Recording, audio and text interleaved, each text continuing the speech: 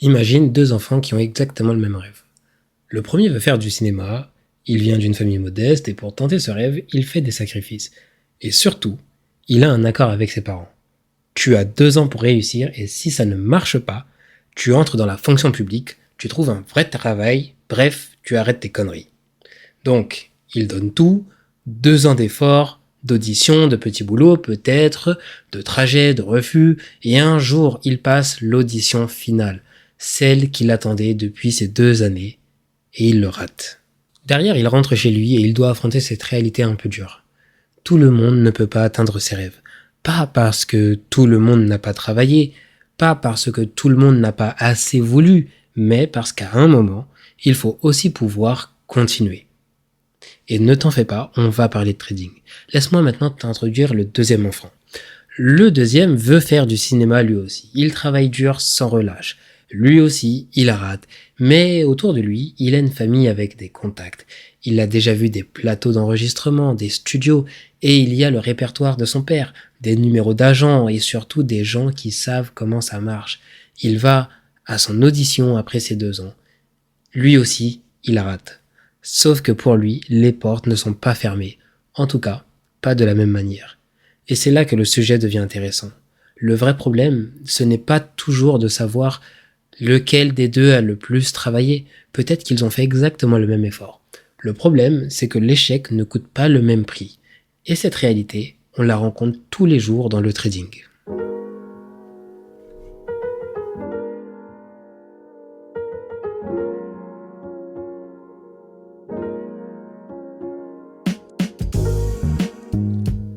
Aujourd'hui, j'ai envie de te parler des Nepo Baby, mais pas sous l'angle habituel.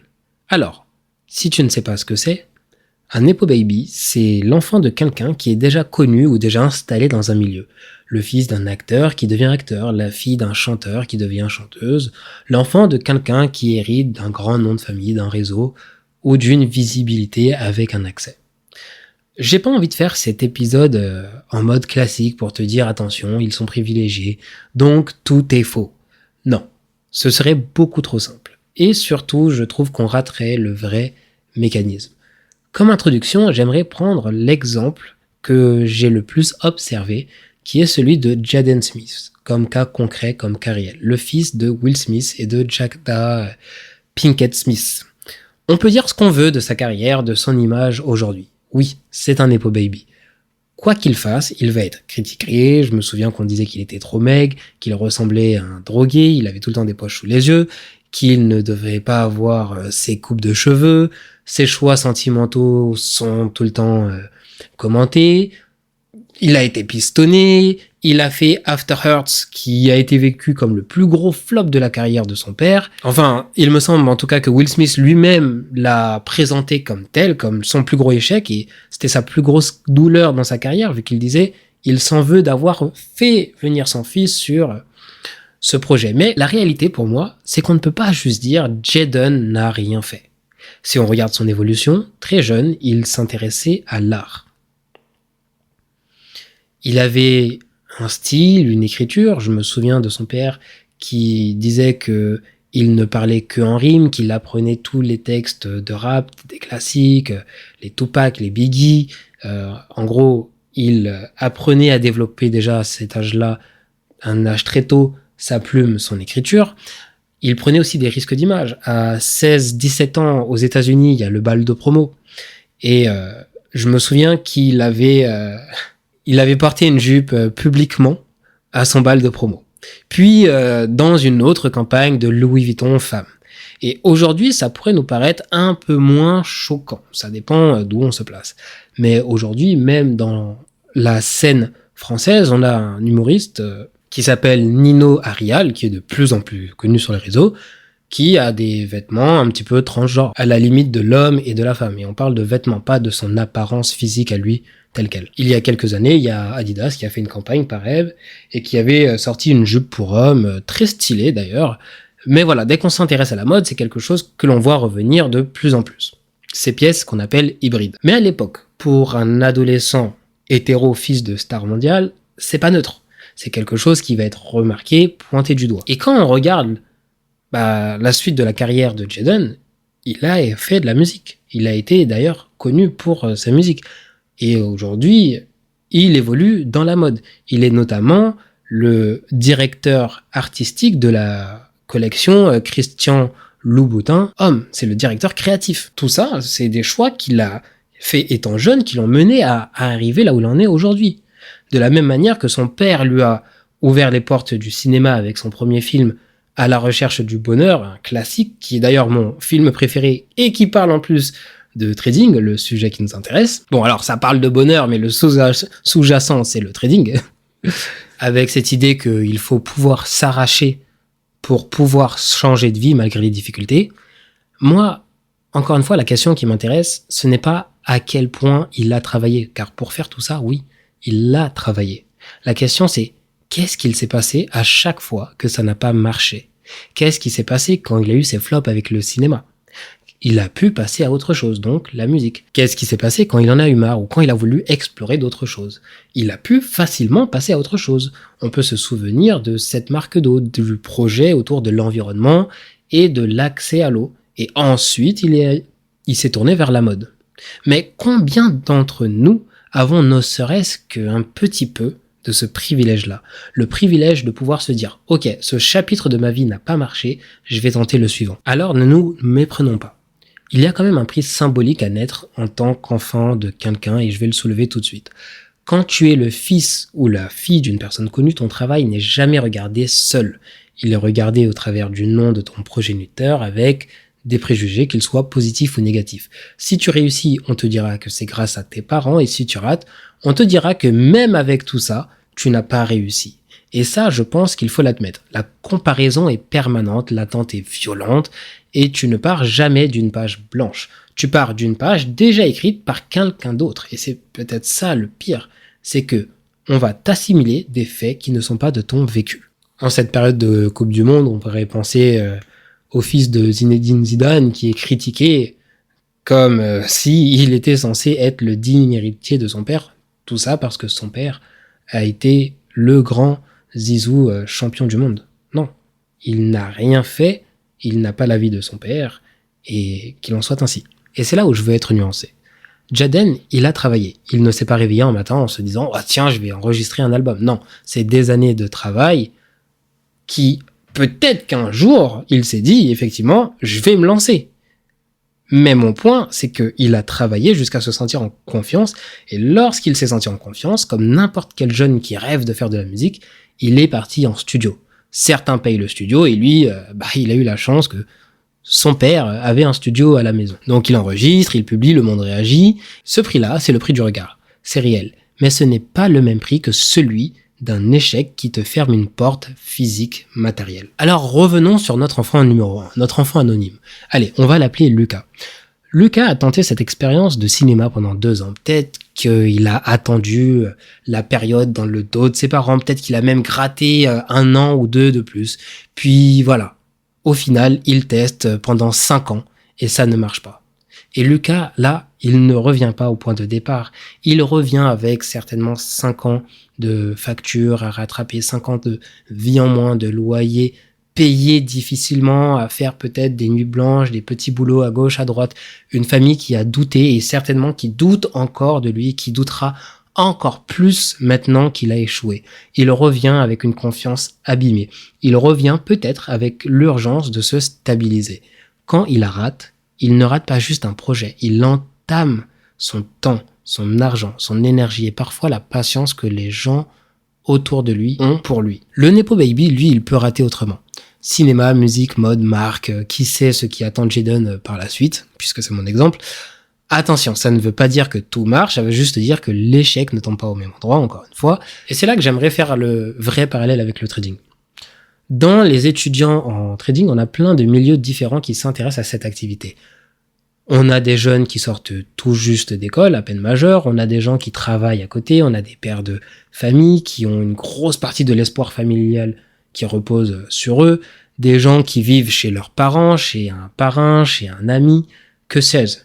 En tout cas, chez quelqu'un qui leur laisse une chance. Des gens qui ont des salaires et d'autres qui ont très peu de marge. Et parfois, deux personnes peuvent faire exactement les mêmes efforts, le même temps passé sur les graphiques, le même sérieux, le même nombre d'heures, et la même volonté de s'en sortir. Mais deux efforts identiques ne veut pas dire deux risques identiques.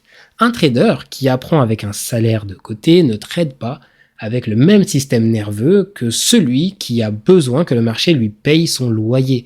Un trader qui peut rater un challenge et en reprendre un dans 2 mois n'est pas dans le même état que celui qui sait que s'il rate celui-là, il va devoir arrêter pendant 6 mois. Un trader qui a une famille qui l'encourage n'a pas la même charge mentale que celui qui entend tous les soirs « tu vois bien que ça ne marche pas ton truc ». Et je sais que plus d'un d'entre vous se reconnaîtra dans cette phrase.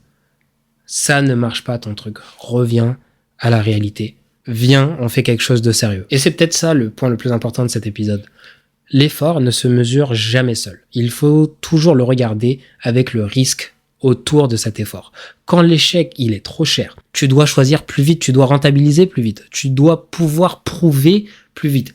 Et c'est souvent cette urgence qui t'abîme. Et du coup, je crois qu'on mélange deux débats. T'as le premier débat. Est-ce que la personne travaille ? Ouais, ça, c'est quelque chose que je vois beaucoup, même quand je parle avec d'autres mentors et tout. Non, mais en fait, s'il a pas réussi, c'est parce que le gars, il a pas travaillé, il se met les doigts, voilà. Il est pas sérieux, blablabla, blablabla. Comme si tout se résumait au travail. Et d'un autre côté, on le voit. Certains élèves qui travaillent de manière acharnée, nuit et jour, qui passent des nuits, et pourtant qui n'obtiennent pas les résultats. Parce qu'il y a aussi ce deuxième débat que l'on met souvent sous le tapis. Pourquoi ? Parce que c'est pas sexy de parler de ça. Mais combien coûte le fait de rater ? Combien ça coûte à cet élève s'il échoue ? Et c'est pour ça que, personnellement, je pars du principe que un élève qui est dans une difficulté financière, moi, personnellement, je lui dis, ne prends pas de formation, mets de l'argent de côté, fais-toi un matelas. Je veux pas de ton argent. Parce que c'est impossible pour lui d'atteindre quelque chose s'il a une pression financière. Et c'est pour ça que ce débat public, qui parfois mélange tout, dès que l'on dit que certains ont des privilèges, certains, ils entendent « tu ne fais aucun effort ». Alors que c'est pas forcément le sujet. Moi, je sais que j'ai des élèves qui ont la chance d'avoir de bonnes situations au moment où ils se lancent dans le trading. Bah, à côté, t'as les autres qui disent « oui, mais lui, oui, mais elle... a pas besoin de travailler. » Non. Souvent, ces gens-là, ils ont une vie. Si on leur permet d'avoir de l'argent sans la contrepartie du travail, c'est qu'ils ont d'autres charges. On pense par exemple aux mères, toutes ces mères de famille qui travaillent ou les pères à la maison. Bah, être à la maison, ça veut pas dire ne rien faire et juste profiter de l'argent de son conjoint. C'est pas ça la vie. La vraie chose, là où il faut vraiment ouvrir ses yeux, c'est que on peut reconnaître le travail de quelqu'un et on peut reconnaître en même temps que son risque n'est pas le même. Et c'est ça la nuance. Mes meilleurs élèves sont ceux qui se sont donné les moyens en termes de temps, d'investissement et de confort de vie, bien sûr. Mais le privilège ne supprime pas toujours l'effort. Par contre, il peut amortir plus souvent la chute. Et dans une carrière artistique, entrepreneuriale, sportive, trading, amortir la chute, ça change tout. Parce que beaucoup de gens ne perdent pas parce qu'ils n'ont pas ou parce qu'ils ont aucun talent. Ils perdent parce qu'ils n'ont pas les moyens de continuer assez longtemps pour que leur talent devienne visible. Et là, on peut me dire, oui, mais Brice, le Nepo Baby, par exemple, lui, il subit une pression que les autres n'ont pas. Puisque c'était un argument qui avait été sorti par Alexandra Lamy. Mais je reviendrai là-dessus. Et oui, c'est vrai. Mais il faut séparer deux types de pression. La pression d'être sujet au regard des autres et la pression de ne plus pouvoir continuer. Ce n'est pas le même poids. La première, elle touche à l'image. La deuxième, elle touche à la survie du projet dans son entièreté. La honte publique, c'est quelque chose qui peut être très dur, surtout pour les plus jeunes ou certains qui sont favorisés. Vous savez, celui qui va dire, oui, moi je suis un self-made, on va le regarder, non mais attends, t'avais l'argent de papa et maman, t'es self-made de rien du tout. Parce que est-ce que avoir honte d'avoir raté un projet, ça va te retirer le fait de pouvoir réessayer? Non. Et ce sujet, il dépasse vraiment toute la starification, Hollywood, tout ça. Voilà, je vais revenir sur l'exemple d'Alexandra Lamy qui parlait de sa fille en disant que en tant que Nepo Baby, elle a une charge mentale qui est beaucoup plus dure que si elle n'était inconnue, qu'elle est jugée différemment. Et ça a fait une controverse, ça a fait une polémique. Comme je le disais un peu plus tôt, il faut vraiment séparer les deux types de pression. La pression d'être sujet au regard, qui est réelle, et la pression de plus pouvoir continuer. Imaginez si vous évoluez dans une communauté de traders et que vous avez la chance d'être chez vos parents et que maintenant on minimise tous vos efforts parce que oui, non mais toi t'as pas de loyer à payer donc c'est pour ça que tu y arrives. Non, ça marche pas. C'est juste que c'est pas le même poids. Et certains décident quand même de migrer ces deux pressions en une seule, de les merger et même de se rajouter un cas dont on n'a pas parlé, donc je l'aborde brièvement. C'est par exemple la personne qui quitte son travail. On peut revenir au podcast précédent, mais c'est la personne qui quitte son travail en ayant assez d'économies de côté pour survivre, selon elle, pendant plus d'1 an, ou plus, ou 2, ou 3. Ok. Mais si tu n'as pas encore le niveau en trading pour générer ne serait-ce qu'1 euro de ton trading, mais qu'est-ce qui te fait croire que tu vas réussir à le générer durant le temps où tu vis sur tes économies? Au contraire, tu vas venir lentement mais sûrement sentir ce couperet arriver, cette épée de Damoclès que tu te mets au-dessus de la tête. Et plus elle va se rapprocher, plus la fin va se rapprocher. Et ça devient encore plus dur de trader dans cette condition. Trader en se disant, ah mon Dieu, il me reste plus que 6 mois. Si je commence pas à gagner de l'argent, dans 6 mois, je vais devoir reprendre un travail. Et ensuite, j'ai que 3 mois, mais dans 3 mois, là, c'est chaud. Je sais pas comment je vais faire. Et ensuite, il te reste 2 mois, 1 mois. Mais tu penses vraiment qu'avec cette pression-là, tu vas pouvoir réussir à aller chercher ton payout, aller chercher ton retrait? Mais pas du tout. Alors la vraie question, si je devais garder une question de cet épisode, car j'ai pas envie de parler pendant 1 heure, donc on va arriver à la fin de cet épisode. Si je devais garder une question, ce n'est pas combien te coûte le droit à l'essai. Ça ferait une bonne chute, mais c'est pas ça. Car concrètement, tu te dois de faire le calcul, tu te dois de faire tes maths du trading. Si tu rates ton projet, ton challenge, ton lancement, qu'est-ce que ça te coûte vraiment? Le trading, c'est un business, on le sait. Tu dois le trader comme un business. Tu te dois de faire ton prévisionnel, de regarder combien de challenges tu peux dépenser par mois, combien ça va te coûter si tu prends par exemple un pack de challenge Apex avec 5 challenges dedans, mais que derrière tu valides tes 5 et tu dois payer pour les 5. Combien est-ce que ça va te coûter? Est-ce que tu es capable d'acheter le pack? Oui, ok, mais est-ce que tu es capable de payer la validation de 5 comptes derrière? Eh oui, c'est un sujet ça aussi. Donc, combien de temps je vais pouvoir tenir ainsi? Combien de temps il va me falloir pour pouvoir payer mes factures au vu de mes résultats actuels? Pas si un jour je gagnerai de l'argent. Même se poser la question, est-ce que je gagne déjà de l'argent? Ça fait 2 fois que je le dis, mais j'insiste. Car il serait incohérent de se projeter dans une carrière de trading si on n'a jamais fait ne serait-ce qu'1 seul euro dans son trading. Et je ne dis pas de ne pas apprendre le trading parce qu'on ne gagne pas encore de l'argent, mais d'envisager de se mettre au trading à plein temps alors qu'on n'a pas gagné le moindre euro dans cette activité, c'est non. Pour moi, la vraie question du jour, c'est qu'est-ce qu'on peut faire pour se rapprocher de ce confort d'un Nepo Baby? Comment faire pour garder, ou en tout cas pour construire, ce capital de sécurité qui va te permettre de rebondir encore et d'essayer plus longtemps? Est-ce que c'est dans la taille de tes positions qui pourraient être réduites? Ta manière de gérer et d'entrer sur les positions différemment. Est-ce que tu veux réduire la taille de tes stop loss? Est-ce que tu veux faire plus de clôture partielle? Est-ce que tu veux viser moins loin et faire des full pull? Ou au contraire, est-ce que tu veux prendre plus de temps et construire des positions en swing? Tout ça, ce sont des axes d'amélioration. Ou alors, tout simplement, et l'axe le plus important, est-ce que c'est en faisant en sorte d'avoir un meilleur environnement autour de toi?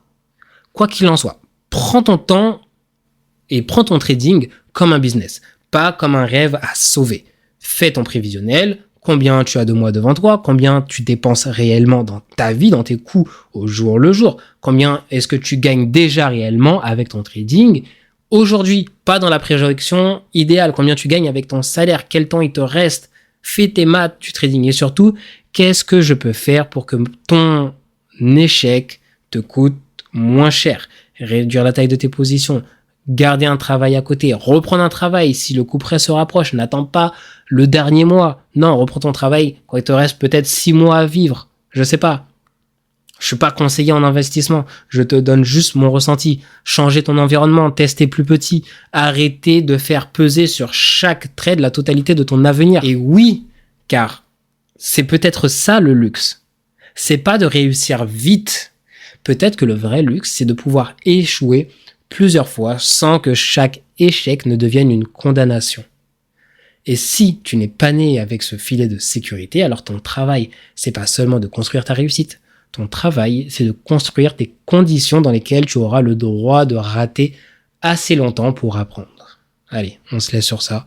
Ciao, ciao.